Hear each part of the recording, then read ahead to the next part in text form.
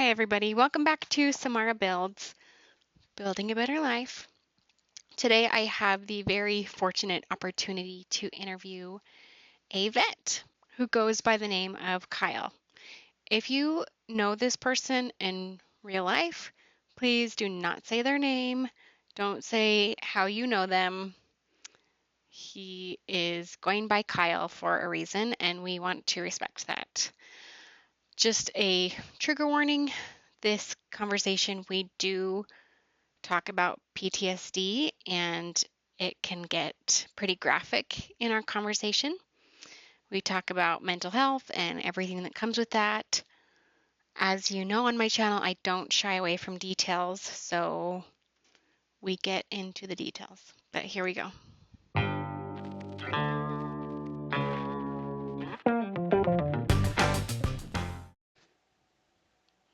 Hello. Hello. Okay, everybody, this is my friend Kyle. I've known you a long time now, and you reached out to me, which I felt very honored about, wanting to talk about PTSD, which is awesome because I don't think anybody wants to talk about that, and it's something that needs to be talked about more. So, just off the bat, thank you so much for just being willing to have this conversation. You're totally welcome. And I think that there is a stigmatism behind it that a lot of my friends have fallen into that trap, and that's something that I want to discuss with you. Yeah, yeah, I'm really, like, my interest is really piqued, so I'm excited to get into this. Why don't you kind of introduce yourself? Okay, I am very much what we call a GWAT baby, so the Global War on Terrorism. I was in Oh, my 10th grade of high school when the World Trade Center was taken down by the two aircraft. So, let me back up a little bit before that, though. So, that helped, but I was always kind of the nerdy kid that would rather run out in the woods and play army than play basketball or baseball or any of the normal stuff that everybody else was doing. I was literally, kind of embarrassingly so, running around the woods with a gun, pretending like I was in Vietnam or whatever. So, what do you think drew that? What do you think about that intrigued you so much as a kid? that's a good question. Well, I mean, I've had multiple family members serve. Both my grandfathers, my dad, an uncle, a brother.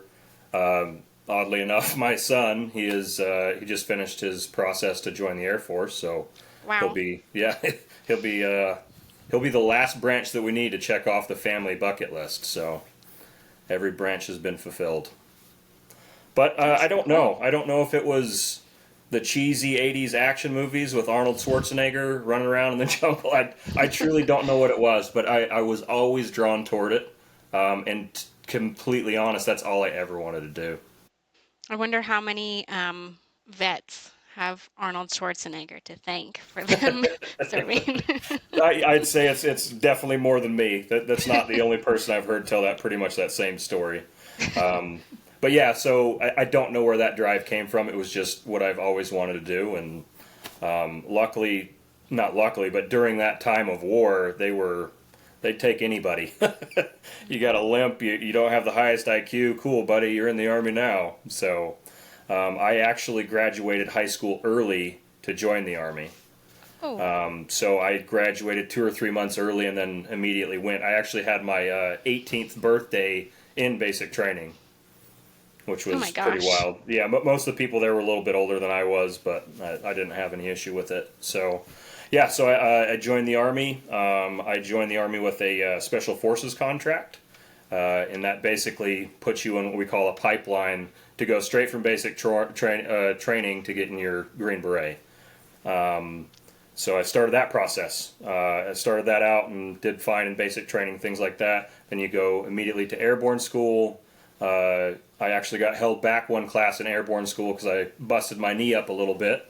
Had to heal that up and move on from there. And then from there you go to Fort Bragg, and that's where all of the Special Forces schools are until you're done. I was doing pretty well in that course as well. I passed SFAS, which is Special Forces Assessment and Selection. So that's where they decide if you got what it takes in order to continue to do the Green Beret training. After that, I continued, jumping out of airplanes and doing my training thing. And then my wife, she was pregnant with our first, had some complications that we had to deal with. So I unfortunately had to pull myself from that pipeline. So I never did end up getting my Green Beret, but I did find another thing I was passionate about, and that was intelligence in the military. So that's where I focused the rest of my career, was in military intelligence. Okay. That sounds like a lot. Like, first of all, joining the military as a literal child, that's wild that we can Yeah, do, you can do that. yeah. And then like focusing so intently on the special forces thing and then needing to adjust. Like I can't, I'm sure I don't understand like all the training and everything that you had to go through. That's really interesting. Yeah, and What? back to that about being a child, and that is still a thing, because my son could have joined at 17. The only stipulation is that you have to have both parents basically sign a permission slip to let you join. That's crazy. You can't buy beer. No, You can't open a credit card by yourself, no. but you can join the military. Yep, and go carry a gun and get shot at if you want. We'll let you do that for the country. So I did my first deployment while I was active duty was in Kunar Province, Afghanistan.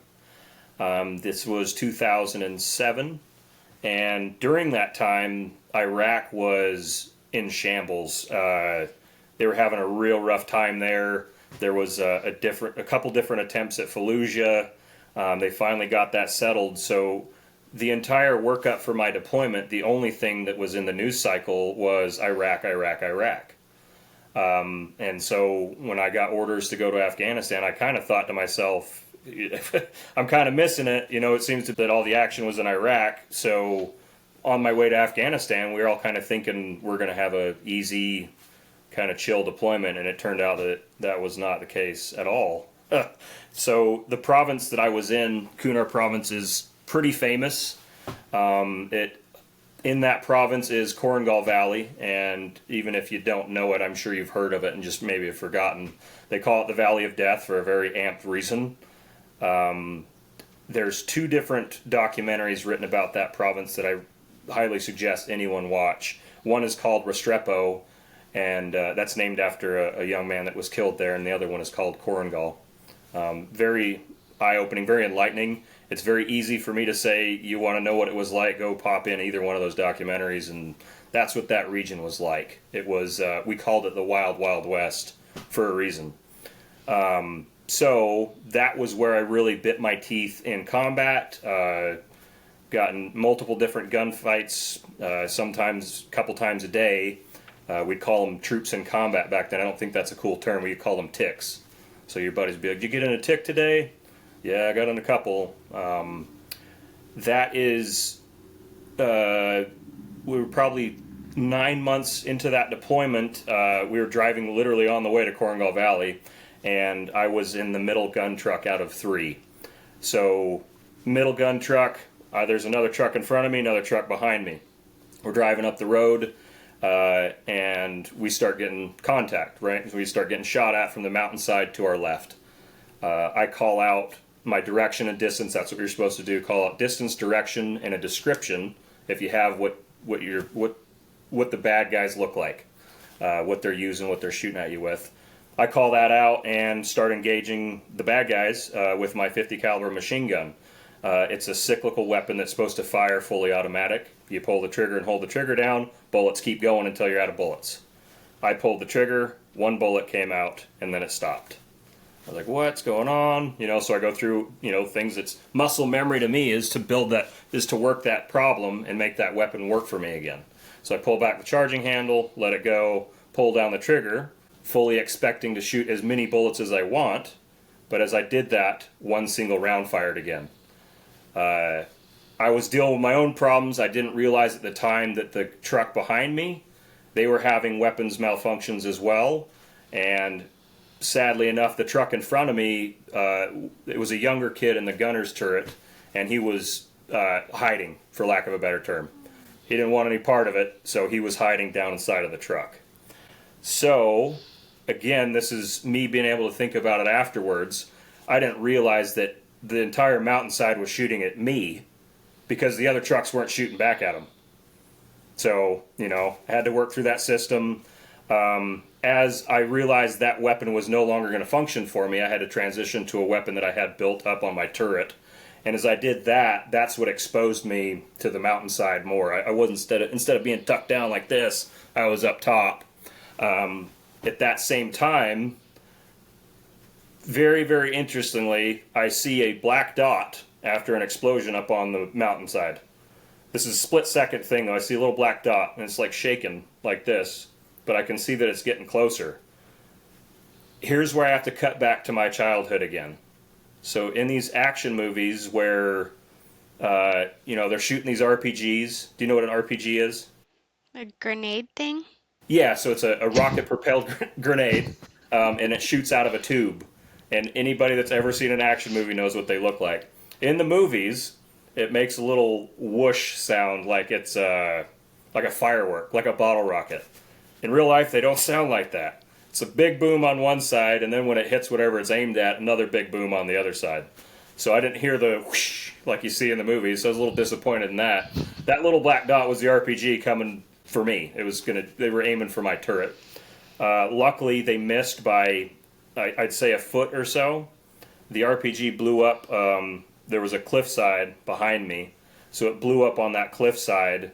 All the shrapnel and rock and debris, busted down on the side of my truck. I don't know what hit me in my head, but something had to have. It was either the concussion of the blast. I went unconscious for a split second because the only reason I knew that is because I woke up back down inside of the truck. My buddies are shaking me. Hey, you all right? I get back up. I'm like, yeah, I guess so. Still had a job to do. We were still in a gunfight. So I crawled back up into the turret, and the one weapon system that was still working, I started engaging the enemy with that. And then right as soon as I started that again, an IED got blown up in between me and that front truck. So as soon as I came to, got up inside of the turret again, and started shooting back at the bad guys, IED goes off in the front of the truck. So that's when the command element of our trucks there at that time is like, we're not doing any good here. So they just continued to push through the ambush as it was to get us out of there. I got away pretty unscathed for what had happened. I had some shrapnel inside of my face and my cheek here, bruised ego, bumped noggin, and some crap in my face. But again, I very, very lucky. If that RPG, whoever shot that RPG, was a little more accurate, I wouldn't be sitting in this podcast here with you. So they took me to the nearest med shed, which didn't have a lot of medical capabilities, but they did what they could. So they actually used, like when you're going to a concert or any type of public venue, they'll have those wands that they're checking for metal on you. You know what I'm talking about, right? Cell phone, wallet, keys, they're looking for guns and knives and stuff, but anything will set it off. So they set it at the highest frequency rate they could and would scan my face with that beeper to see if there was anything else in my face that they couldn't pull out. They got some small stuff out, and then some stuff that subsequently over the years had worked its way out. Just looked like a little blackhead, but it's just a little piece of metal or sand or whatever. But yeah, the beard covers it up. I haven't shaved in 12 years, so I don't even know if I have any scars anymore. But yeah, that was my first bite of some pretty serious stuff overseas that I think, and the studies show, rewire the way your brain works. I have a lot of questions about, I'm sure was like a short interaction or just like a blip in your life, really, Mm-hmm. like timeline of your life. First of all, you said that Afghanistan wasn't reported in the media, but it was a hot spot. Correct. What were you guys doing there? Was there a terrorist group that you were trying to take down, or what? Yep. So at that time, I truly don't know why the focus, as far as the media was concerned, was just on Iraq. Maybe because there was more people involved there. I'm not really sure. I do know that where we were at was, like I said, very kinetic, very active. The other regions in Afghanistan at that time very well could have been, more peaceful at the time. Yeah. Just not where we were at the time. And I'm sorry, what was your secondary question? I didn't ask it yet, Oh, but very good. I know that you are and always have been very patriotic, so this isn't questioning that at all. hmm Were you fully on board with what you were doing there, or was any of it, um, did any of it cause doubt in your mind that you were doing the right thing? At that time, as a fairly young soldier on my first deployment, I was 110% in. I was, again, having this been my childhood dream, this was the only place in the world I wanted to be at the time.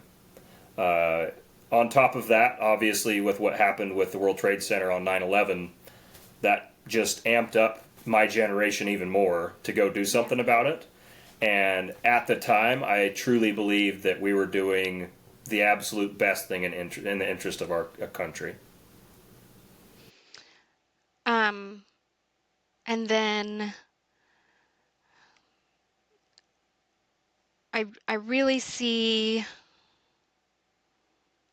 with the way you painted your story, a stark difference in the way um, you behaved and the gun person in the truck in front of you Yeah, behaved.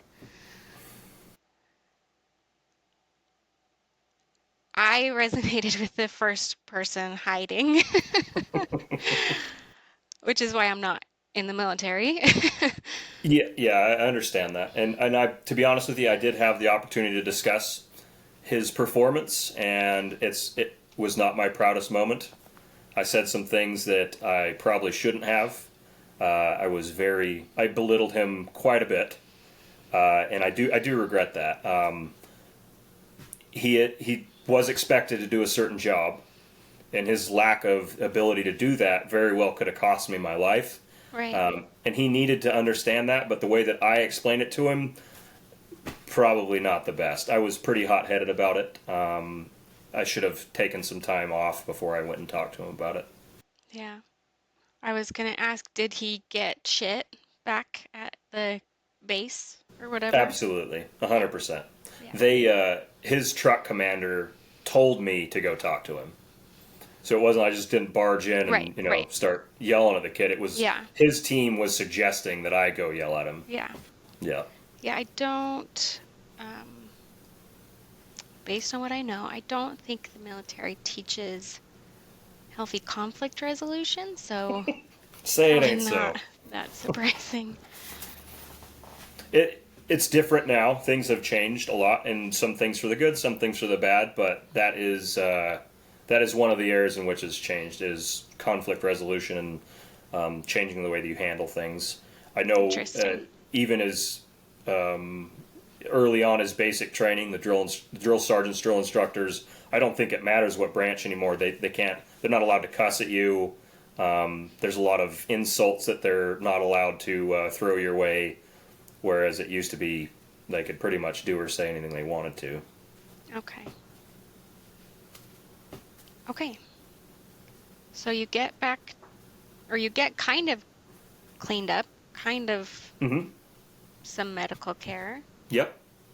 and then what? Then basically we had already accomplished what that mission was. While I was getting care, my team was moving on and doing what they needed to do for that day. So basically, when I was done getting patched up, it was ready to go back to our own little base there. So on the way back to Camp Wright, my team sergeant asked me, he's like, I totally understand if you want to sit this one out, buddy. If you want to sit in the back of the truck, we'll put somebody else up in the gun for the ride home. And I knew that I didn't need I did not need to allow myself to do that. So I said, no, boss, I'll get back on the gun because I don't want to get cold feet the next time I need to be on the gun. So, Band-Aids and all, I hopped back in the gunner's turret and we went back to base. Did any part of you feel like you should just give yourself a break? No, no part of me felt that way. I was afraid of being afraid. I was afraid that if I did not jump into this back into the saddle, as they say, that the next time I would be afraid to do my job. So instead of doing that, I decided just to jump right back into it and get back to what I needed to do.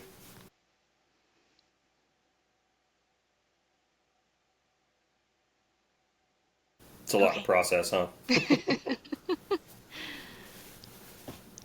All right, let's continue with your story. Okay, very good. So after that incident, we got back to base. My team chief had a really interesting reaction to me being wounded because he's monitoring everything while we're gone on the radios, on the computers. He's monitoring everything we're doing.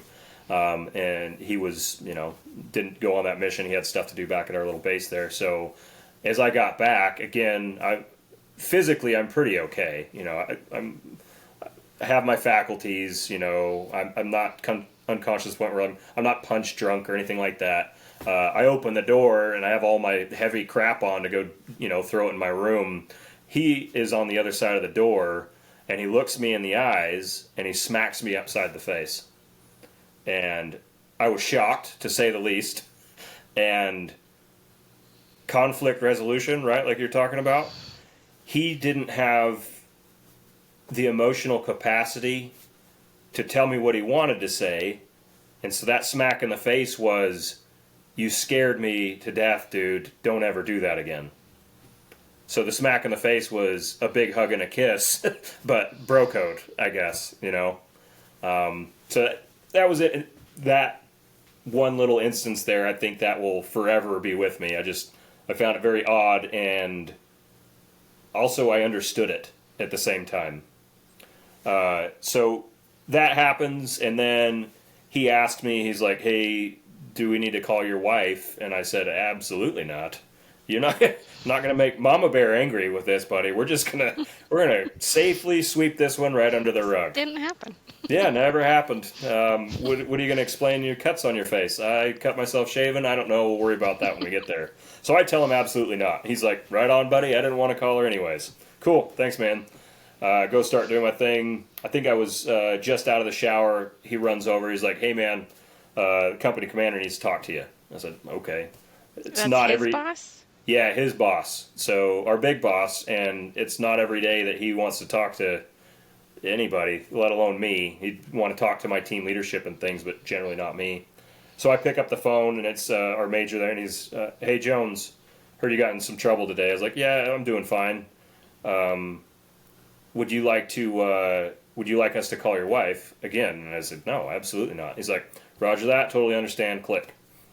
I hadn't even left our little office there, our little command center. The phone rings again, pick it up, and it's him again. And he said, hey, we have no choice, man. You need to call your wife before we do, because somebody's going to call her. We can't stop this thing anymore. So I said, okay, no problem. So I phoned her up, and, I gave her a very light, detailed situational report of what had happened. Erring on the side of fiction. I was not honest in the least. But I did let her know I had been hurt, and that I'm totally fine. You just got a little boo-boo. Yep, exactly. Little boo-boo, and I'll be fine. I'm not disfigured, nothing like that, so don't worry about me. She's like, all right, and we get over the phone call. Whatever that mechanism that had already been started did not stop. And so after I had already talked to her, the Red Cross ends up calling her.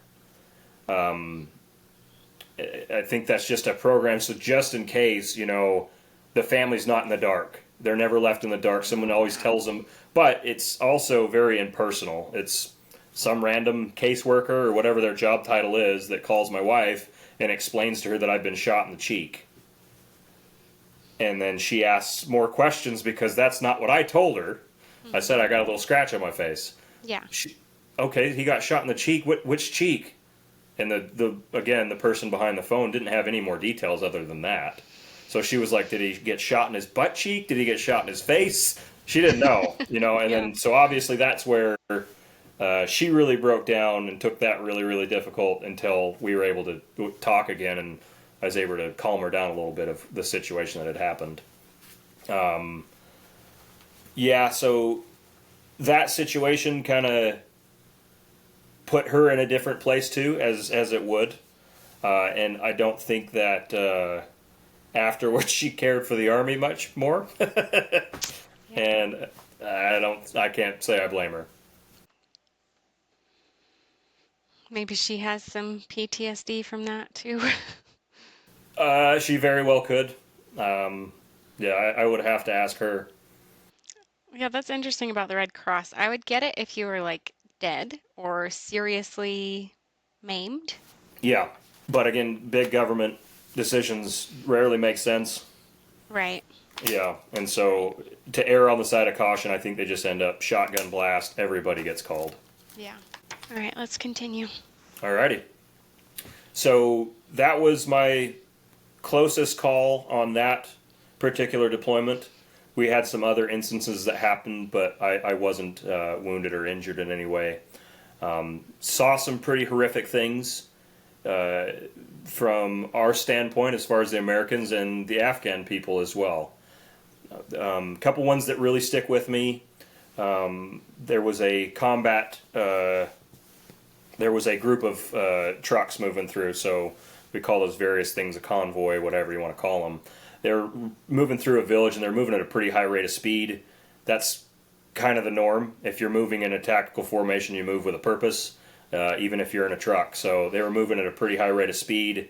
Unfortunately, there was a young boy playing near the road, and from what I understand, it was a soccer ball, and it got kicked into the road.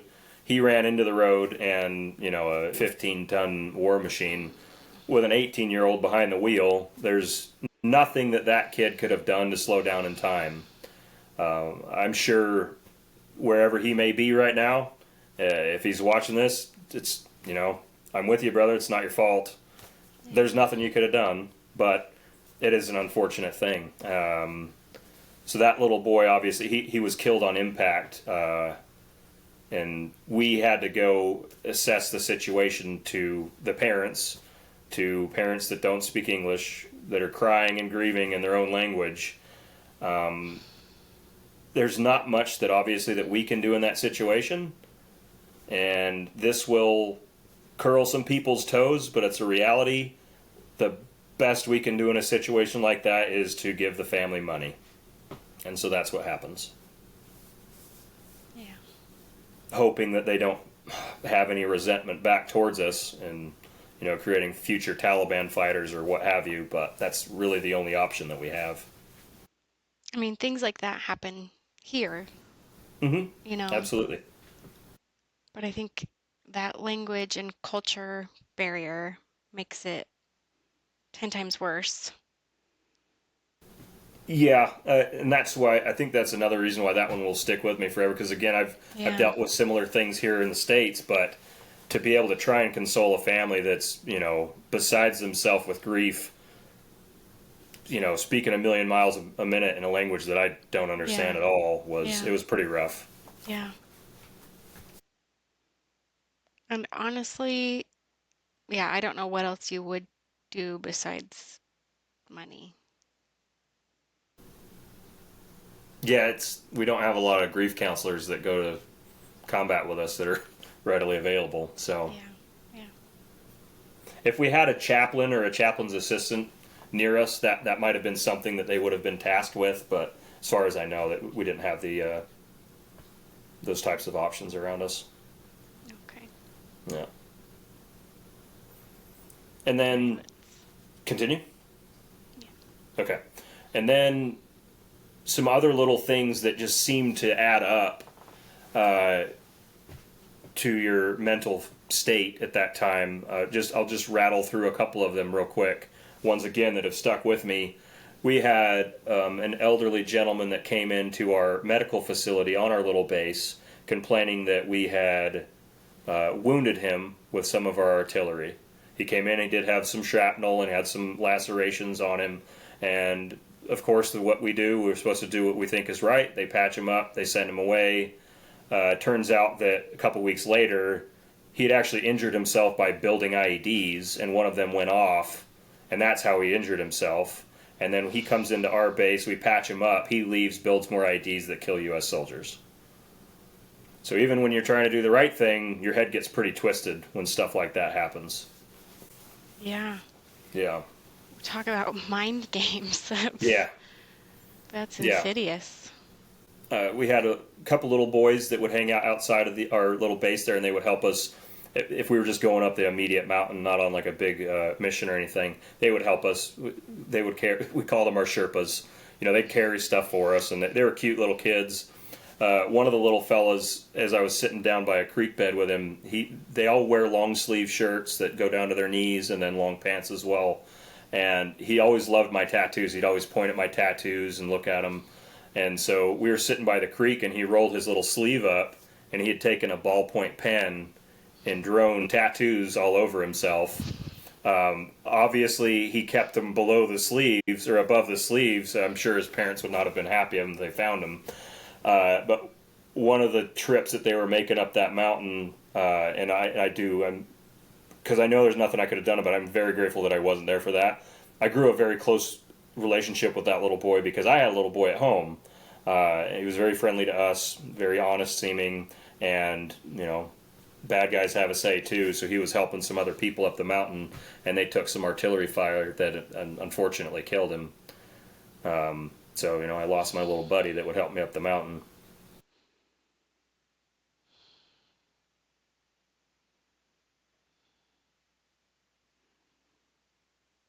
I have never understood war. I get, like, if somebody comes in your house and wants to kill you, defending yourself. I get even like somebody gets cheated on and in a blind rage. Mm-hmm. But massive casualties and it's not just the soldiers, it's not just the people that signed up for it. It's No. that little boy who drew cute little tattoos on his arm. Correct. That I don't understand. To be completely honest with you, I don't either. And I don't think anybody that was there with me would understand it either. Yeah. I'm very proud of what we did there, and I'm proud of all the guys I served left and right with. But there's some things that happen that it just doesn't make any sense to anybody. Doesn't make sense. Nope. Okay, you can keep going. All right. So of the things that stick with me, those are the top ones, I would say. There is one other one that I want to share with you real quick. We were going down to a smaller, I wouldn't even call it a base. It was a hole in the mountain that guys lived in. Unfortunately, it was terrible living conditions by any standard. And our U.S. service members that were there, hats off to them. It was a dump. We were going there because they were planning on shutting that little base down. Again, the little hole in the mountain down. And we call that a retrograde or a retrofit. And while we're doing that, since I was involved in intelligence, our team would be there to make sure once everything was removed, they didn't leave anything of intelligence value there. So that's what we were doing there. We had our job, and as they were all packing all their stuff up, packing their trucks up, and we got in one of the biggest gunfights I've ever been in from their little camp there. And the guys that had been there for 6-7 months, their reaction to it compared to ours was completely different. Even though my team was a bunch of seasoned dudes that had been in numerous gunfights at that point, their reaction to it was as nonchalant as you could imagine. Some of them just look up on the mountain and say, "Oh, I guess it's that time of day." One gentleman, He was wearing his PT shorts, and that's it. He walks out of this little hut that he was living in, and he had his toothbrush and his towel over his shoulder, and he just walks out into this like open area as there's bullets just popping on the ground. He just looks up at him, gives him the bird, turns around, and walks back into the little hut he came from. That's where I realized personally that extending your experiences into that type of stuff over and over and over again had lasting effects. I joked with them while I was there with them, and I'd joke with them if they were sitting here right next to me again. Yeah. Those dudes, they had lost their damn minds. They completely dissociated. They were just there counting days. They kind of actually ribbed us. They made fun of us a little bit because we were actively fighting back and looking for the bad guys, and they just dissociated. Didn't care. It's wild. It really opened my eyes to that, like I said. Okay, let's go on. Okay, very good. So like I said, those are the few ones that, really come to mind, ones that'll stick with me forever, and things that I think I will probably deal with for the rest of my life. That old adage, they do say things get easier over time, and it seems to, for me anyways. For some guys, not so much.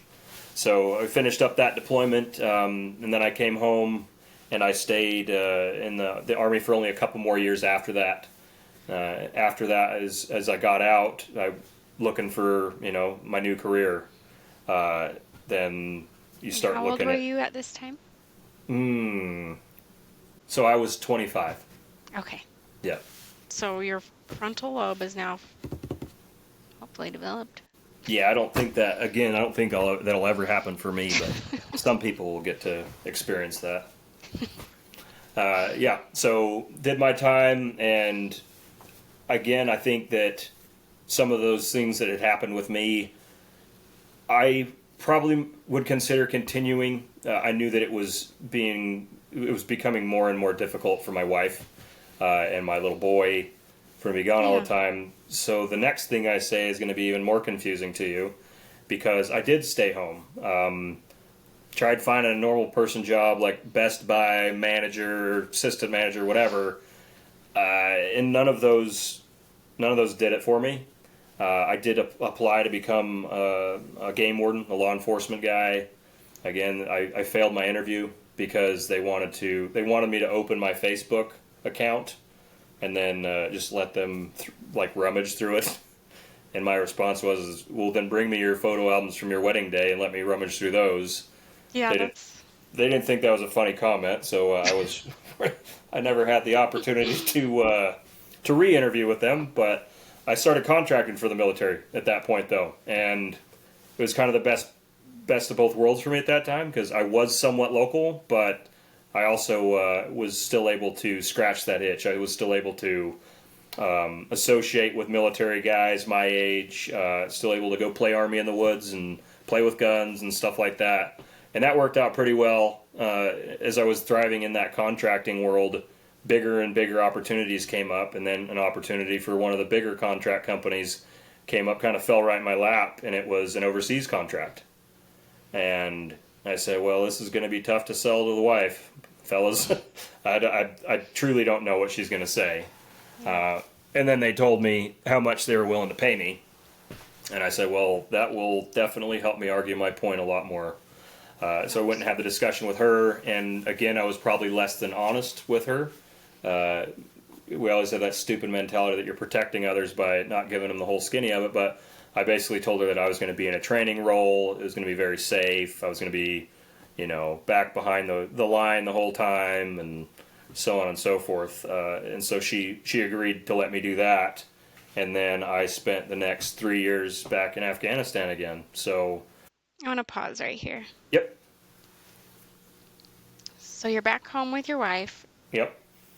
You're saying these other jobs aren't doing it for you. Are you getting these other jobs, or you're just not able to do the interview process, or what do you mean it's not doing it for you? Yeah, so it didn't interest me. I could get the jobs that I wanted if I wanted to apply myself to it, but it just didn't interest me. Coming from that high stakes environment that we come from, and then trying to help someone pick out a DVD player, It, I couldn't wrap my head around it. Yeah. There are some guys that, when they get out, they're done and they want to become the best carpenter in the area, and they do that. And Yeah. hats off to them. And I am a little bit jealous, to be honest. But that just wasn't me. I knew that I had to still continue to, I don't know, be at the top of that fight, I guess. You needed that adrenaline. I would say that's part of it, and I think also the sense of importance that comes from doing an important job for important people. I think that had something to do with it as well. Yeah. Yeah. I remember this is like barely like I can hardly relate, but as you know, I've worked in healthcare for a long time, and then I went and worked at a clothing store, Mm-hmm. and they talked about like how stressful it gets when there's all these customers and like it happened, and I was like, wait, nobody's like having a bad reaction to medication right now? Like nobody's actually fainting or dying or like everyone's safe and fine? Like this is so easy. Yeah. Like, and That. so I'm Yeah. sure like with your way more extreme heightened thing to yeah, try to sell someone a DVD player, you're like, is this even real life? Like Correct. Yeah, and I could that see that. is. Yeah, and I'm glad you brought that up because that brings up a very good point. That veterans do find themselves in that position when they come home, and it's very very difficult for us to relate to civilians. Yeah. Again, through time and effort, a lot of guys and gals move past it, but the coming from where we were at to who's in line for the Super Bowl this year, or somebody scratched the paint on my truck, it seems very minuscule in Yeah. comparison. Yeah. Yeah. I can like we've talked about this like, you know, I obviously have a history with depression and suicidal ideation. Hmm. And when I'm in those spots, like when people are like, she wants to do pink for her wedding. Can you believe that? I'm just like, this isn't like it doesn't feel real to me when I'm in that headspace of like that's not only not a real problem, this isn't even like life. Yeah, this isn't even a real conversation. Yeah. We're just Yeah. saying words with our mouth full right now. Yep. Yeah. Yep. So I know that feeling all too well. Okay, so they offer you a huge adrenaline job. You're Hmm. kind of honest with your wife about it. You take it. You're back in the business. Back in the business. Yep, the family business as we call it. Yep. So again, I did after that. So altogether, it was 3 years. So they would consider that six deployments. So 6 months. Yeah, something like that. My time over there taught me a couple other things. So I did see and witness some pretty horrific stuff. Again, on top of the other things that I was dealing with, but I also realized there was the other side of that, where there was people there. We were in that war for 20 years, as everyone knows. There was contractors there that got out of the army in the early 2000s, and they stayed there for 5, 10 years, even sometimes. And those Just lived there? lived there on the job. They lived there Oh, to work there to make that money, and those individuals, they they became institutionalized. A lot like people that end up in our prison systems and stuff like that, because there's not a lot of difference between being in prison and being deployed in some aspects. There's a yeah. wall all the way around you. There's guns in that wall. The main big difference is those guns don't point in; they point out. But you're trapped there, right? You obviously have a little bit more freedom of movement and what you're doing throughout your daily life as you're there. But in a sense, you are just trapped there. So those gentlemen that had done that for that long helped me realize that that is not something that I wanted to end up doing. Is just living there and watching your bank account grow. Well, the whole world's happening around you, and you're not doing anything about it. Yeah. I'm glad that you could see that. Yeah, it was pretty sad because they were giants among men. Some of them, they were legendary guys that did legendary things in the military, and then they're just some old fat guy now working a construction job in Afghanistan. You gotta have some pretty big demons to want to live in hell. That's a very good point. I concur. Okay, so you did that for 6 years, you said? 3 years. Oh, okay. Yep, 3 years. Then after that, I knew that I just had to come home. I was only supposed to be there a year and then come home and then take a training job in the United States. And that year turned into 3. And I knew that, again, I need to find something else to do. My children are confused as to who this guy is when I call him. Yeah. Seeing pictures of me, like, I think I remember that fella from somewhere. So I knew I had to make a change, and I basically I quit on the spot while I was there. I said, hey, I'm done in a month. I don't care if you have a job for me stateside. I got to go home. They were all pretty understanding about that. Then I came home, and the adjustment period there between me and my wife was very, very difficult. She was so accustomed to, again, me being gone for 3 years, she did everything. She did all the cooking, Yeah. all the cleaning, all the decorating, all the schoolwork, everything. And then I come through like a bull in a china shop and start changing different regiments that's going on around, changing times, things of that nature. Funny story. Well, not really funny, but I thought I was doing the right thing one day as she was off at work. I pulled out all the decorations for, I think it was Halloween. And I started decorating the house and the outside. I thought it was a nice thing. You I asshole. Yeah, I made the wrong call there because once again, she had planned out what day they were going to do this, what the kids' responsibilities were, what she was planning on doing, where everything was supposed to go in the house. And I just threw things up. So fights like that was really common for quite a while after I came home and stayed home for a while until we again got to know each other and figured out where we fit in each other's lives because I'd been absent for so long. It was an uphill battle, and most marriages in the military don't make that. They don't last that battle. Yeah. I've been married to the same woman, as you know, for 18 years now. And for a guy that's been in and around the military for as long as I have, that's almost unheard of. Most guys are on number 3 or 4 right now in their same period of life as I'm in. Yeah, especially with like how young you were when you guys got together and just how Hmm. quickly it all happened. Like, even if you weren't in the military, just with how quick everything happened, Yeah. it's amazing that you're still together. Yeah. What what helped you through that particularly rough time after getting back? What helped you? I don't know if I could place it on a one particular thing. Her family's always been great, so we've always had that support system. My family all live a million miles away, and I don't get to see them near as much as I'd like to. But her family is like 5 minutes down the road, so I have a very good relationship with both her parents, and I think that helped as well because her parents have been married for a million years now too. So that's kind of the example she had, and I had a pretty similar example growing up as well. So that might have been what helped. But familyness, having them nearby. We're both particularly stubborn individuals, You don't uh, say. and yeah, imagine that. So that obviously lends to its own problems, but also that gives us the ability that we never ever give up on each other. We will butt heads until it turns into a hug, Yeah. and that's basically how we got through it. Was a lot of button heads.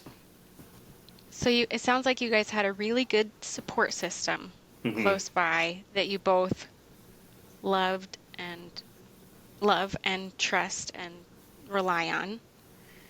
And you both just actively chose each other even when you wanted to kill each other. Correct. Yes, and I think if she was sitting right here next to me, she'd say same thing, that it would have been far easier to just leave. Either one of us just pack our crap and leave. That would have been the easy thing to do.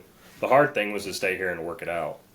And for both of our own lives and for the lives of our children, I'm very glad that we made that decision. Yeah.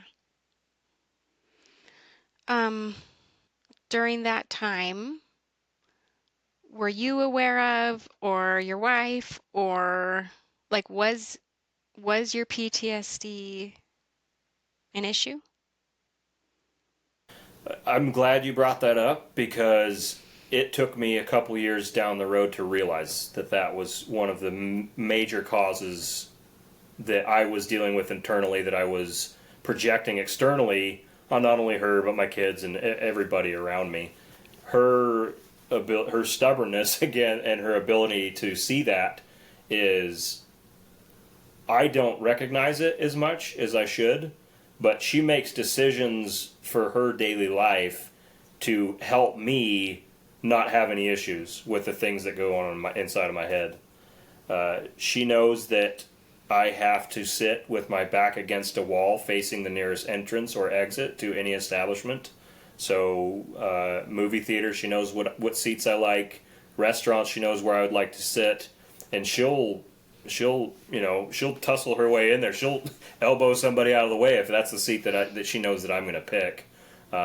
It's it used to be kind of spoken, but it's kind of like a dance we do at this point where I honestly, I truly forget it's even happening. But she doesn't. She knows what she's doing every damn time she does it. Yeah. So I have a lot of those types of things to thank her for. Earlier on, when I was dealing with it a little bit more hot and heavy, she knew when I needed my space. I could basically just give her a nod, and we could be at the middle of a party with a bunch of friends, and the sounds, the noise, everything was getting to me, and I would just have to go outside and collect myself, as it were. I remember I called you on at least one of those occasions when I was having a hard time, and you were able to talk me through some of the stuff that you've learned with your own issues you've been dealing with, and that was very, very helpful, and I want to thank you for that. Of course. It's funny, sometimes I'll get like a random text or a call from somebody I haven't talked to in years. Hmm. And I'm like, either they're struggling or they know someone's struggling and they need to talk to somebody that they can relate to. Oh, But I that's love it. awesome.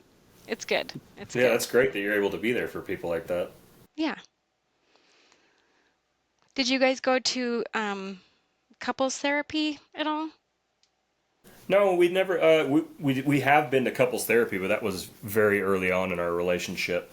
Um, but since then, no. We had to do marriage counseling before they let us get married on base. I do know that. Mm. And then we did do some couples therapy when I was at the Defense Language Institute learning Mandarin Chinese. Again, pregnant, new married couple. She's pregnant for the first time, and I'm learning the hardest language in the world for me personally to learn. A lot of stress, a lot of fighting and stuff like that. And we did go to counseling for a couple sessions there, and the guy or gal there was basically, "Hey, you guys are in this together. You both have issues. You need to talk about those issues, and then realize at the end of the day, you're in it together." And that really resonated with us to the point where I think we've continued to use that since then. That's awesome. That kind of helped lay a baseline for your relationship. Mm-hmm. Correct. And That's it was a great. good starting point for sure. Not trying to jump all over the place on you here, but back to the PTSD thing and dealing with it here. Yeah. Uh, Again, you helped me on a couple of those occasions, and one occasion after I got back, and I'd been home for 6 or 7 months, and I just I don't know any other way to maybe restlessness. People call it the itch, whatever it was. I just had that itch to go back over there to go do something like that, high stakes, and I had some time built up, and I actually called my dad about this, and I was like, "I'm gonna go on walkabout," and he was like, "Excuse me, what?"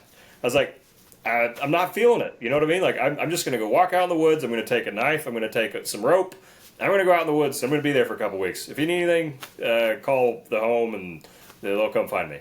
And he he's the one who kind of talked me down from that. He was like, "You realize how ridiculous that sounds?" I was like, "You know what? Whatever, old man. I'm going anyways." And then we continued to talk about it to the point where he let me understand that all I'm doing at that point is physically running away from issues. So instead of going on walkabout and living in the woods like a hermit for a couple of weeks, I put my knife and my rope down and, buckled down and decided to get back to real life.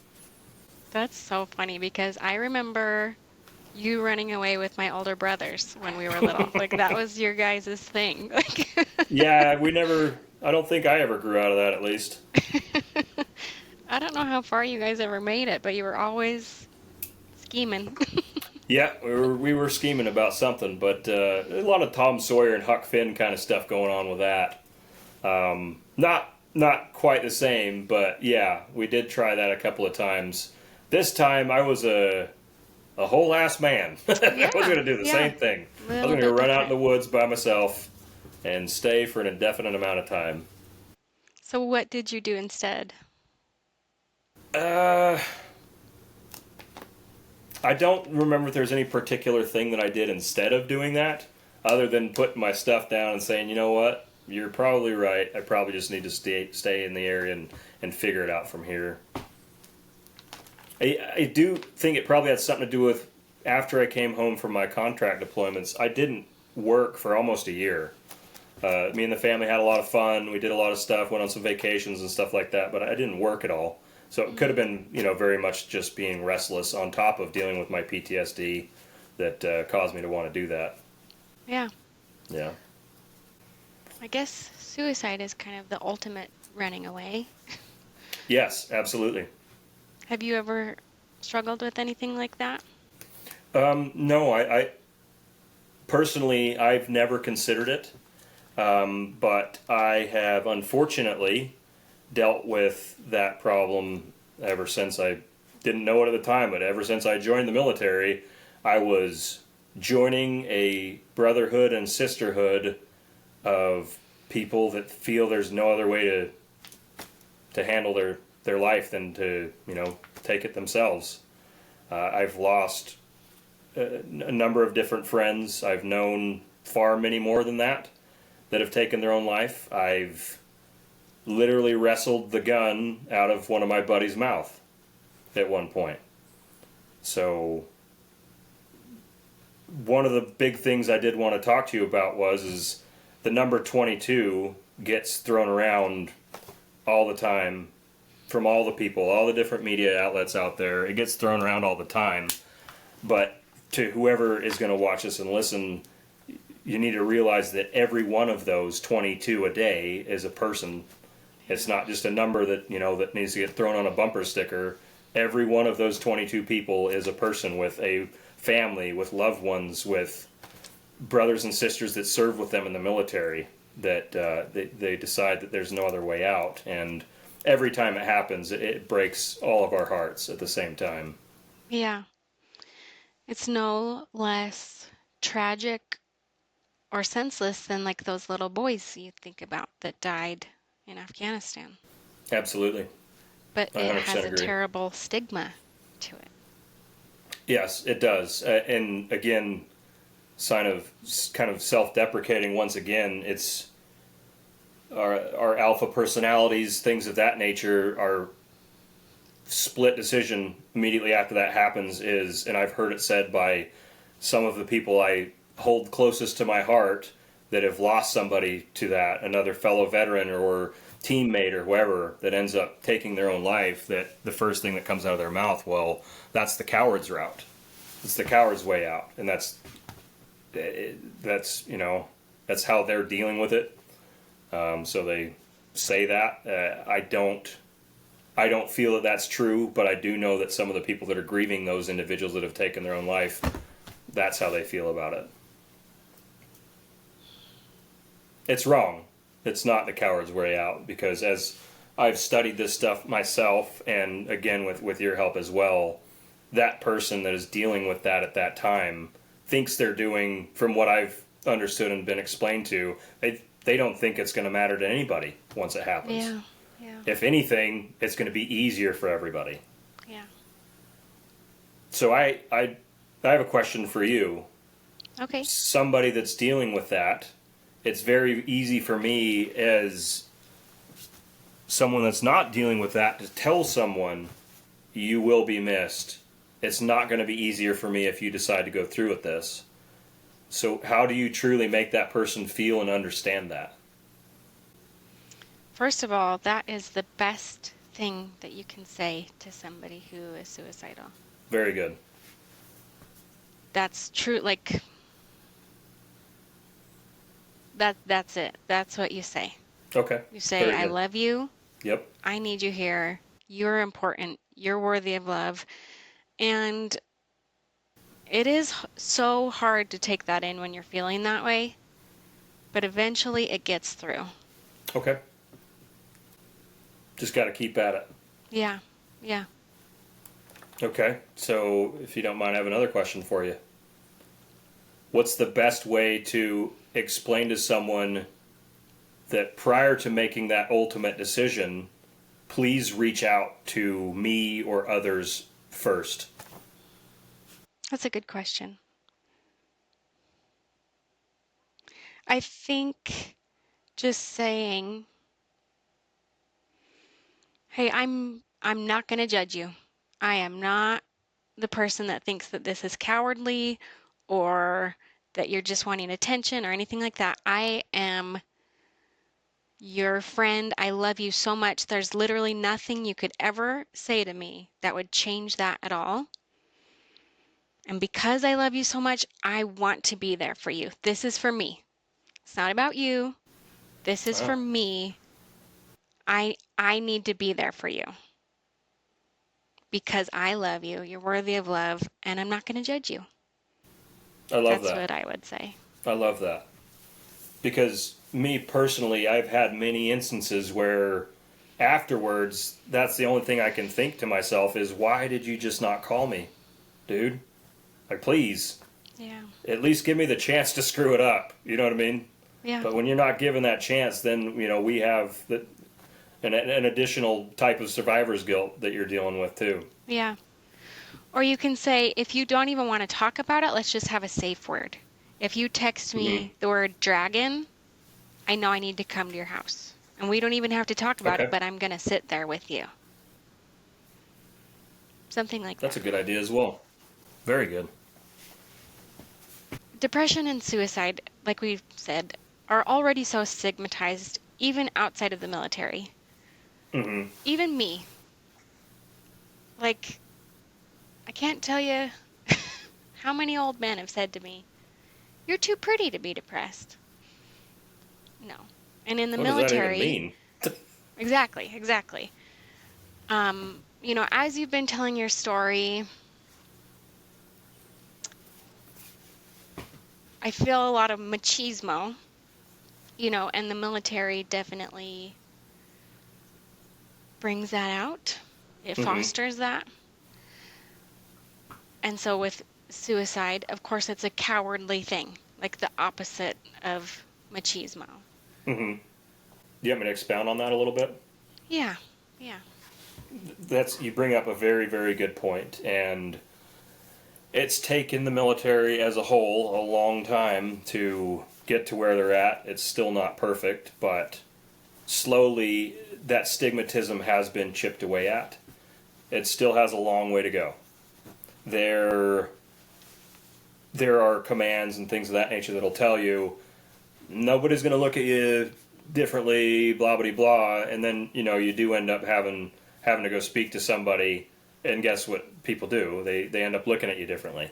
yeah, To the point where it used to. Hopefully, that's not the case as much anymore, where it would affect guys' career. They're like, yeah, hey, I need to take a break. I need to go talk to somebody. That should be a tune-up. Those guys and gals that do that, they're sports cars. They're athletes, very, very smart, very capable people. They need tune-ups, just like any machine does, just like any person does. Go talk to that person, get your mental state back to where it needs to be, and then let that person go back to their job. yeah, Don't sideline them because they had to go talk to somebody. That yeah, those problems are getting a little bit better, as I understand it. Again, I'm not active duty anymore, but I still am. I still contract for the military, and I do feel that is a problem that is being rectified. It's a got to think back to guys and gals in World War II, and since then, from that point to what we're dealing with now, they have made a lot of progress. It's not as fast as I'd like to see it, but it is a lot of progress that they've been made on it.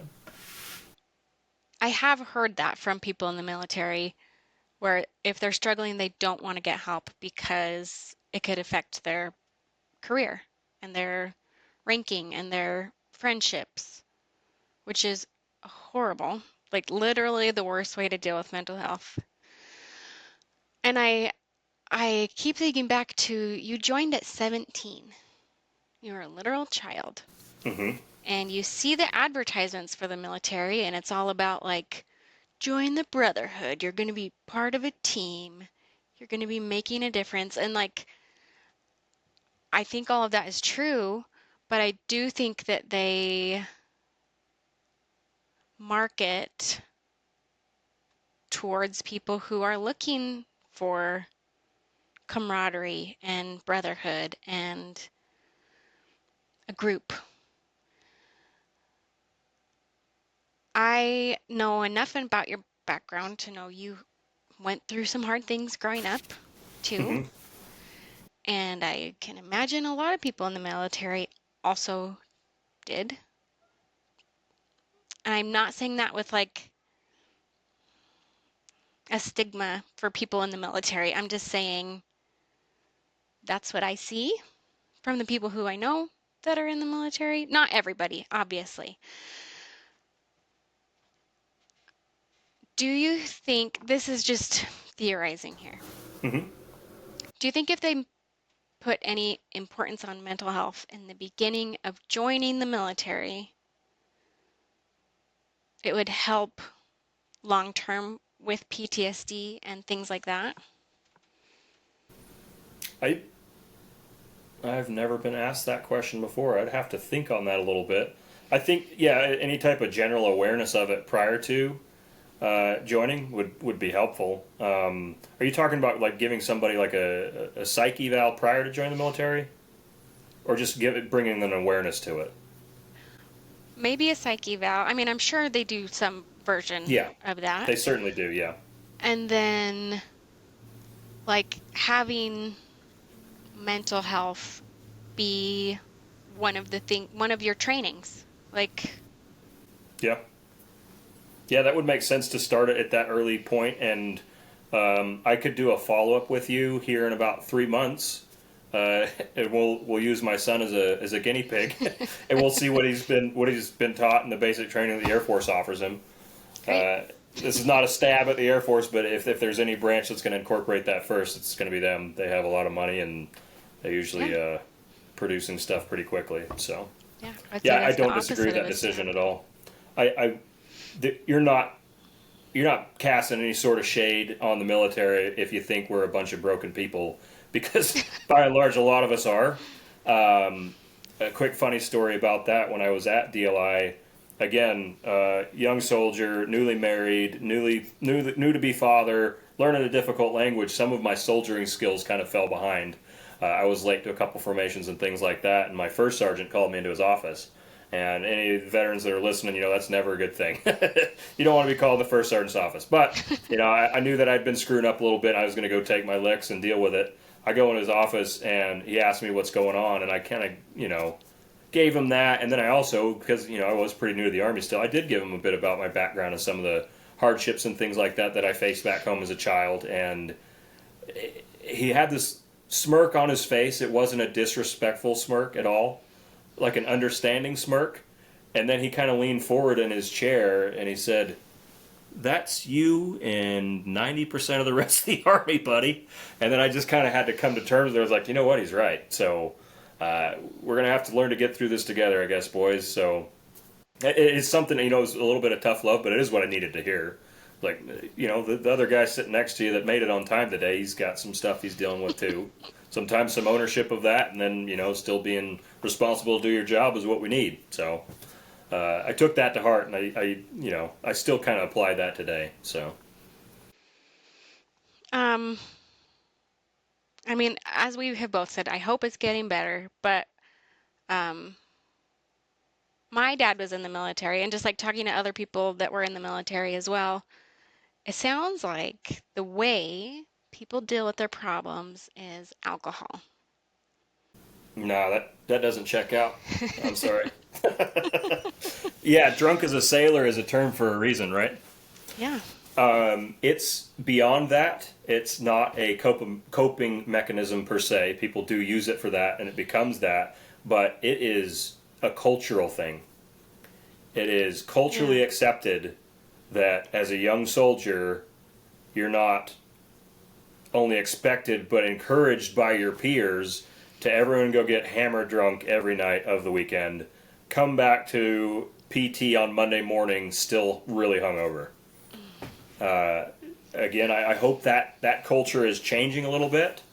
Not to get too into the weeds with it, but you know the Army has its ball every year. The Marine Corps has its ball. Specific units have their own balls that they bring their wives and they dress up in their dress uniforms and go to. And a lot of those involve old ceremonies that are around for since forever. And guess what most of them are? You'd be shocked to know it. They're mostly drinking games. Oh. So again, it's definitely not a new thing. It's been a part of the culture since I guess since the beginning, as far as I know. My point to that is, I think people now are starting to make healthier decisions and realizing that's not the way to do things. Hopefully, that is affecting the younger group of military folks coming up as well. Yeah. I'm hoping so. Because you don't need to get started down that path of normalizing it to the point where Right. once you do get out, you're falling back on that, and before you know it, then you're using that. You're self-medicating. Yeah. Your Yeah. your back hurts because you jumped that airplane. Your knee hurts. Pills aren't working, so go to the bottle. And not only that, but mental issues you're going through, trying to drink to help you sleep, which it feels like it helps you go to sleep, but it doesn't really. The science shows that your brain doesn't shut off like it's supposed to if you go to bed hammered drunk like that. And this is one of the most important things that I wanted to bring up to you, is that any brother or sister that I have had personal dealing with attempted suicide or active suicide, I don't know what the proper term for that is, attempted suicide and suicide, is not a single case of any of those that I've dealt with personally was that person not heavily intoxicated. Yeah. So there's got to be something there. Yeah. I know it's what's the term I'm looking for? Why it's not data that I can represent as far as like facts and figures. It's just what I've personally dealt with. What is that term? Anecdotal. Anecdotal. There you go. Thank you. So I know it's anecdotal, that that's just my personal dealings with it, but 100% of those people that are dealing with those demons are also drunk. That it tells me something. That there's obviously that's not helping. You're reaching for that bottle to help you with these feelings, and it's only going to make it worse. So Yeah. as far as what I want, if anyone that's listening to this, as far as this podcast is concerned, that's what I want people to realize, is that it's going to feel like it's going to help, but it's only going to make those problems even worse. So put the bottle down. Go deal with those demons in a healthier way. Go outside. Go for a run. Go walk. There's plenty of organizations out there to help people with those issues, especially for veterans. And I have done a number of things with those organizations. Most of them do focus on the outdoors. I've found that the outdoors is my sanctuary. That's where I go to church. That's where I feel most at peace. Luckily for me, there's plenty of organizations that focus on getting veterans into the outdoors. So if anyone out there is interested in supporting those organizations or attending those organizations, I highly suggest it. One of the ones that I have gone to the most is called the Fallen Outdoors, or TFO. Anyone can support them, and any veteran can use them. They plan different hunts, different fishing trips. I've used them on a couple different dove hunts. And if it's that camaraderie, that brotherhood, that sisterhood you're looking for, that is a very healthy way to plug yourself back into that network. Because all those people that are going on those hunting, fishing, camping trips with you, they're dealing with all the same issues. And guess what? They want to talk about it too. And are those like alcohol-free adventures? The vast majority of them are alcohol free. It will That's good. state one way or the other Yeah. whether it is, but most of them are alcohol free. for I think the very same reasons that we're talking about. And for two, if it's a hunting trip, you're mixing alcohol and firearms is never a good idea. So yeah, not good at all. Are those strictly for like military vets or also like police officers, first responders? Is the ones that I've been involved in are specifically for veterans, and also this is a new thing which I think is really encouraging is that they're also inviting active duty people as well. So Oh, before cool. they've already left their career in the military, they can start attending these events and get to know these people, so they have That's that great. they've already built that relationship when they do finally separate from the military. So Yeah, that is a good yeah. thing. But I don't know of any of the ones that I've attended that was for first responders as well. But I would be shocked if there wasn't organizations out there like that doing that. Simple research would be able to give you an answer on that or not. But I am glad that you brought up law enforcement, and I would like to talk on that a little bit too. Let's put a pin in that. I want Yep, to just hit a little bit harder the alcohol very good. issue Yep, because it's not something I want to gloss over. Like you said, that number 22, like you say it, it's like, oh, 22. That's horrendous. That is catastrophic. That's terrible. yeah, they call it an epidemic for a reason, right? Yeah, yeah. So if I have a friend who's a vet who's struggling, and maybe I think alcohol's part of the problem, what can I say to them? Very good question, and I'm actually going to throw this back at you again because I'm not unaffected by this problem myself. I've liked to drink since before it was legal. uh, there are other things now that, and some of the tools that you've taught me as well. I think for the most part, most people would probably be better off to just not ever pick it up if you have that option, Yeah. or to quit completely if you can. That would obviously be healthier for most people. But there are certain situations where, like you have explained to me, don't drink unless you have a reason to. That was one of the things you said to me one day, and it just clicked automatically. I was like, oh, that's pretty easy to follow. Just all right, don't just sit in your in your living room drinking beer all day.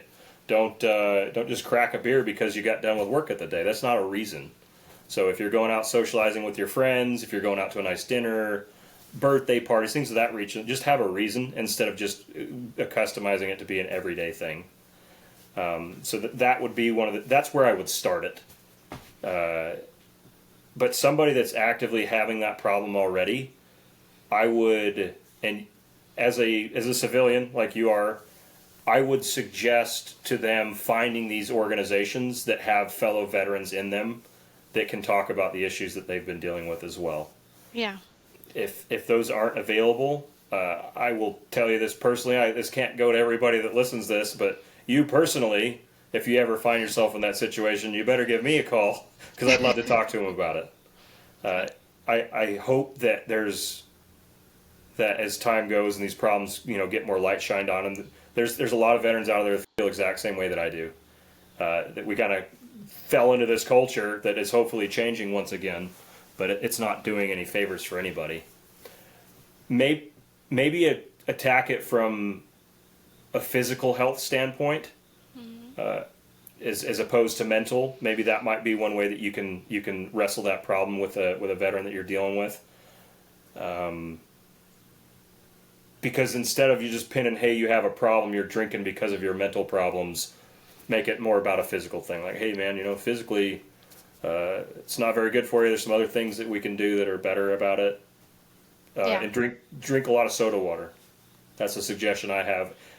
I've done that myself, where I was like, you know what, I'd really have a beer right now. There you go. I'd really like to have a beer right now, but instead of having a beer, I'm just going to crack open a soda water, and it's Yeah. got that carbonation in it, and it's way healthier for you. And Yeah. I've turned a lot of veterans onto that as well. Like, hey, Yeah. buddy, you can drink a 12 pack of this if you want. Nothing's going to happen. You're gonna You're not feel going to make great any tomorrow. yeah, you're not going to make any bad decisions. You're not going to wake up with a hangover. It's going to be great. Do you have any thoughts or opinions on weed or any other uh, drugs? I am very encouraged that people are trying different things right now. I know of veterans that have gotten out and have found, very good therapy in THC, CBD. I know that there's a lot going on with, I don't know what the technical term. DMT? What's acid? LSD? Yeah. I know people are doing that type of therapy as well now. You've told me you've done something similar to that, right? Ketamine Yeah, therapy? yep. I've Okay. been doing ketamine. I don't know if the VA offers that. I doubt they do yet. But those conversations are being brought up now. I still hold my security clearance, and I still work for the government, so it's not an option for me to try those substances yet. Maybe when I get out, I'll give it a shot. But I don't personally have an experience, but I do know it's been helping a lot with others. Okay. Is there anything else you wanted to touch on as far as alcohol? No, I think we've touched on everything I got for that. Okay. We put a pin on PTSD in law enforcement, so let's go back to that. Okay, very good. So again, as I got out and started contracting, you meet a bunch of different people from all walks of life. A lot of law enforcement that once they stop becoming active duty or their full time job, they will contract on the side or part time, whatever they want to do with that. And so that's where I have a lot of experience dealing with those types of people. Most of them have been a cop for many, many years. Not a lot of young guys would I meet doing contracting jobs that I was doing. They're all pretty seasoned fellas. And for a while there, the term PTSD, post-traumatic stress disorder, has walked many different paths. For a while there, it was you could only use that term if you were talking about someone that served in the military. Yeah. We kind of hijacked the term, not because we wanted to, it just got thrown at us, and that was our thing. For some reason, I don't know why. And some people that needed that term applied to them probably missed out because it was only a veteran thing, right? Yeah.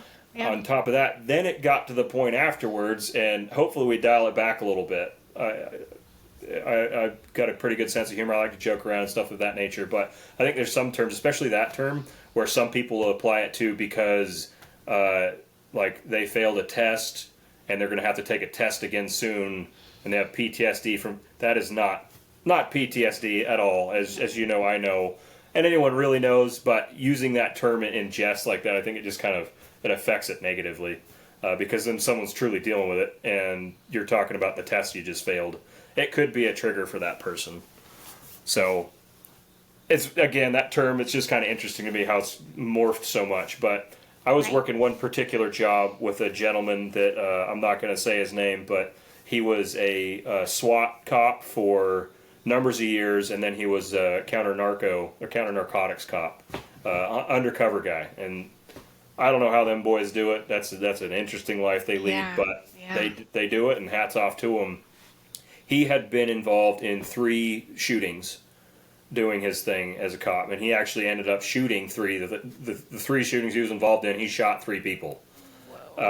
He shot and killed all 3 of them, and they were what they call a clean shoot, so it was a justified shoot.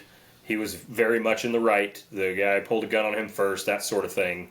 And he brought that up to me, and I could already see some things that he was doing, the way he was reacting around crowds and things of that nature, where I was seeing like another veteran. You know what I mean? I was like looking at what he was doing. I was like, oh, he's acting like a lot of the veterans I know. And so I actually brought it up with him, and he was like, no, dude, I can't have PTSD. I wasn't in the military. He literally said that to me. I was like, what? He's like, yeah, man, it's not PTSD. That's for, guys that served overseas and stuff. I was like, bro, that's not it at all, man. You clearly have PTSD. You've shot and killed 3 people. Justified or not, that's going to have effect on somebody. Yeah. And I literally had to convince him that he had the thing he had because he didn't think he was supposed to say anything. In our further conversations, he let me know that as a law enforcement officer, that profession, it is way worse for them right now to admit that they're dealing with mental issues than it is even for us as veterans, where you're supposed to be big tough guys or whatever. For them, the way he described it to me in the department he worked in, it was an absolute career killer. So for this guy to get the help that he needed it would have ended his career prematurely. So instead of helping him, they would have basically said, "All right, cool, you're not a cop anymore. See you later." Do That made you me sick. understand at all where that, like, that makes no sense to me, even from like a fiscal standpoint. Like, just to replace somebody costs more money than to keep them. Like, do you understand at all where that kind of policy comes from? The only thing I can think is a massive amount of ignorance, and that ignorance leads to, well, I don't know what to do. I'm uncomfortable with this situation. It's just going to be Oh, easier for everybody if you're not here anymore. okay. Yeah. Okay. That's the only thing that I can think, because Yeah. it doesn't make That any. that He was makes one of the sense. best operators that I ever met. Coming from law enforcement to what we were doing as contractors, the dude was extremely squared away, very personable, strict professional, and that's the kind of guy that you would have lost had he decided to open his mouth and say, "Hey, you know what? I'm not feeling so hot right now, fellas." So, hopefully, again, through the only way that people are going to know about this is for people to hear about it. So, hopefully, through Yeah. this interview, people are going to wake up to the fact that even when you're getting pulled over by some guy, he might have been that guy that just had to shoot somebody or had Yeah. to pick somebody up that just got shot. So yes, PTSD is very real. It's very real in law enforcement, and hopefully now people are starting to realize that and deal with it differently. Yeah. Yeah. So to any of my brothers and sisters in law enforcement, if you're dealing with things like this on a daily basis, it does have an effect on you. I assure you it does. You are allowed to say you have PTSD. I give you permission as a veteran. You can now say that. And please go get the help that you need. We'd much rather you get the help that you need, get your mind right, and then go back on the job than you trying to deal with it out on the streets. It's more dangerous for you and it's more dangerous for us. Yeah. Um, with all the conversations around law enforcement and like, especially, during 2020 when things were real fired up, Mm-hmm. justifiably, I mean, bad things happened and people should be upset when bad things happen. But Yes. all I could think about is, like, if we're defunding the police, like, I feel like they need more money to have the resources for them to get mental help and to have them trained to deal with other people's mental issues, not just disband them. Like, No, I couldn't agree with you more. And anytime you're dealing with a government organization like that in the military, law enforcement, you name it, the first things that go when you cut funding is those types of things. yeah, They're not going to cut the funding to the bullets. They're not going to cut the funding to the firearms or to the vehicles. The first thing they're going to cut funding on is things like that. yeah, So yeah, I yeah, think a lot of people were enraged at the time, and they wanted something to yell, and that was what they started yelling. And unfortunately, a lot of them got their way, and they did defund a lot of law enforcement agencies throughout the nation, and it's had catastrophic effects. Not only on where the areas where they defunded those people, but on the individual officers themselves. I hope that they don't, but I see the writing on the wall that they're going to have a mental health crisis epidemic just as we're facing with the military, the veterans right now. yeah. I could totally see that. I have a couple of friends in like first responder law enforcement world, Mm-hmm. and yeah, this like old school mentality of like, I'm fine. Yeah. Like, it breaks my heart. Whenever I see these people, just because I am who I am, I'm always trying to talk about feelings and emotions. And I'm like, you can tell me you're not doing okay. That's okay. Like, Yeah. I know you can't go to a therapist. So, Yeah. Yeah. And because, again, sorry, you continue. that's, and again, hats off to them. For the most part, it is a pretty thankless job, but it is, we do need them. And those that are willing to go put Yeah, their toe on that line every single day to do that, they deserve all the help that anybody else would in that situation. totally. I can't help but think of those little boys that you talked about earlier. I keep thinking about them because we're all still little kids inside. Like, Like, you're a little boy who runs away or wants to run away sometimes. And these are other little boys that are going through hard things and they need somebody to help them through it and not be made to feel worse for it. Correct. And if we can figure out how to make that happen, we'll be saving a lot of people some heartache. Yeah. Do you know of any organization that tracks law enforcement suicide? I don't. I can do some research. Yeah, I should have as well before we hopped on this thing. But yeah, Yeah. the fact that we're talking to each other and we lead two totally different lives and neither one of us has heard of one, we all know about Veterans Crisis and 22 Until Right. None and all these other things out there, lends me to believe that they're not as advertised as highly as they should be, if they do exist. Yeah. Yeah. Well, law enforcement has a totally different stigma than being a vet right now. I think during Vietnam it was probably switched. Like, being a vet was like not a shameful thing, but I remember my grandma, her first husband died in Vietnam, and she said that when he came home and they had the funeral, it was kind of like don't talk about it, like it wasn't a thing to be proud of or anything like that. Where now, we are very proud of our vets and we love people in the military, where law enforcement is more of a shameful thing right now. Yep, I would agree with that. I can't imagine what those boys were dealing with, boys and girls coming back from Vietnam that were dealing with that. I'm very thankful that my experience was polar opposite.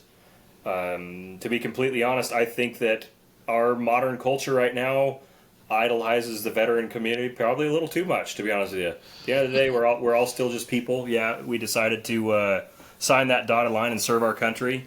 But again, at the end of the day, we're just people. And we can spread that wealth. Like you said, the average law enforcement guy out there doing his best, he deserves that adulation that I got when I came home. And again, Yeah. like you said, that those roles have reversed. That's a good point. Um, if there is somebody who's watching who thinks they might have PTSD, what do you have to say to them? There are multiple online surveys and things of that nature that you can take.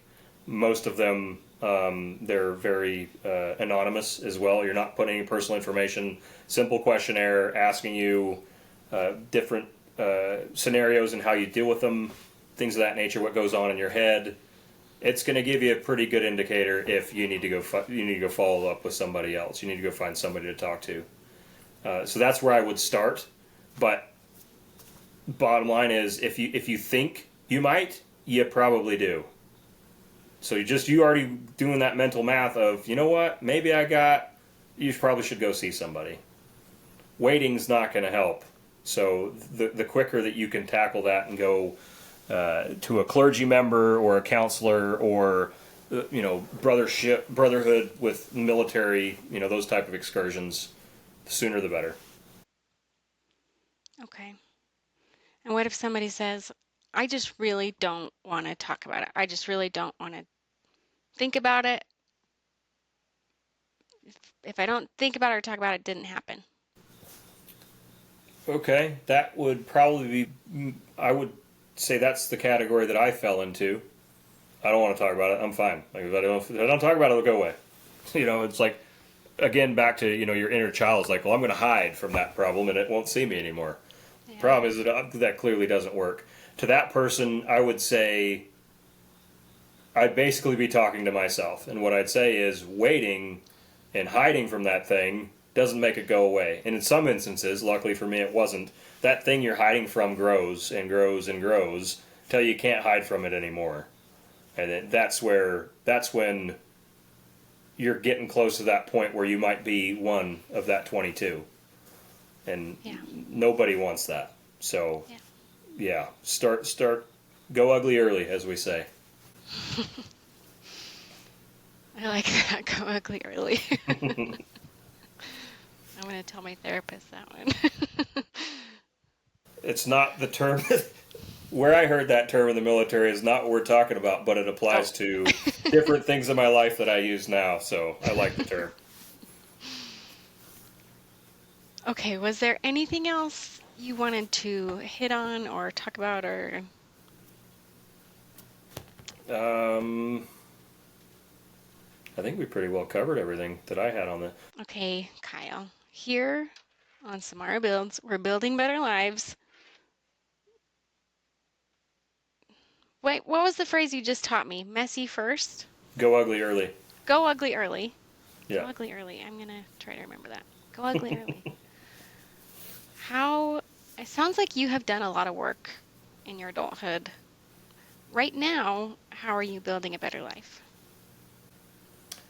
I am building a better life by still playing catch up from all the time that I missed from how much time I spent overseas. I build and hopefully continue to build on my relationships with my kids every single day. I'm very, very thankful to have a job now that gives me lots and lots of free time that I get to spend with them and my beautiful wife, obviously. So it's all about the family time right now. That's great. I love it. Thank you so much for being so open, so vulnerable, and talking about this heavy, important topic. I really, really appreciate it. You're very welcome. And if it wasn't important to me and near and dear to my heart, it wasn't easy for me to do this. I would be lying if I said it was, but I do believe that it needed to be said, and as many people as we can get to hear that message that there's people that need our help, so let's help them. Yeah.